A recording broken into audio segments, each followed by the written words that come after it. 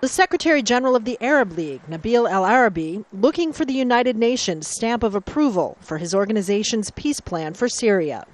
He and Qatari Prime Minister Hamad bin Jassim Al Thani have been meeting Security Council diplomats ahead of a high-level meeting later on Tuesday. The Arab League plan before the Council urges President Bashar al-Assad to delegate power to his deputy.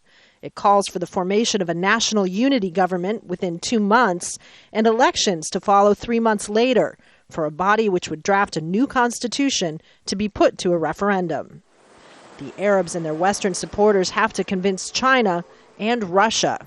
Both countries vetoed a European drafted resolution on Syria in October and insist they will not back a plan that calls for Assad to go. A leader for the Syrian National Council is just as adamant.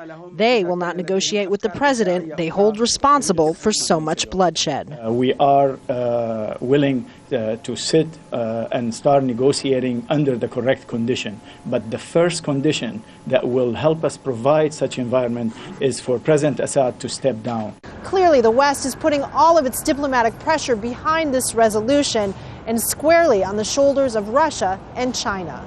We have seen the consequences of neglect and inaction by this council over the course of the last 10 months, not because the majority of the council isn't eager to act. It has been, but there have been a couple of very powerful members who have not been willing to see that action take place. The West must also convince skeptics that they do not plan to intervene militarily in Syria, the way NATO did in Libya. And this is clearly what they fear in this case, that whatever the resolution says, that even if it's declaratory calling for the regime to step down, that it will be used in some way by the West as a platform for military intervention down the line.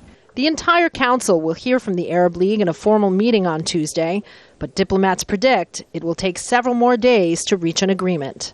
Kristen, Saloomey, Al Jazeera, the United Nations.